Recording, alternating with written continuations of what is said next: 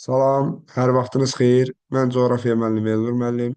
Yenə də bu günləri qəbula sayılı günlər qalmış vaxtda ötən illərdə qəbul proqramında yer almış bir sual nümunəsinə baxaraq bu imtahana e, hazırlaşmaqda sizə yardım edəcəm.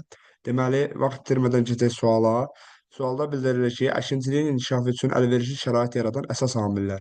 Əkinçiliyin inkişafı üçün əlverişli şərait yaradan əsas amillər dedikdə, burada birinci distraktivdə aqroiqlim ehtiyatları ifadəsinə rast gəlirik ki, bu da doğru fikirdir. Yəni, əkinçiliyin inkişafı birbaşa aqroiqlim ehtiyatlarının yüksək olmasından asılıdır.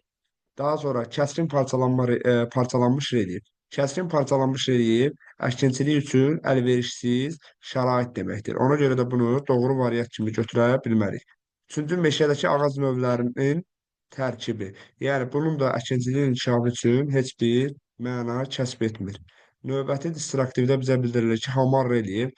Bəli, hamar relyef əkinçiliyin inkişafı üçün olduqca müsbət faktordur.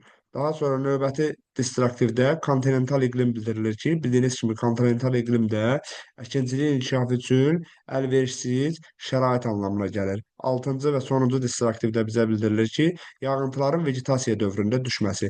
Yəni yağıntıların bitkilərin e, çiçək açdığı dövrdə düşməsi nəzərdə tutulur. Beləliklə sualımızın doğru cavabı 1, 4 və 6 C variantı sualımızın doğru cavabıdır.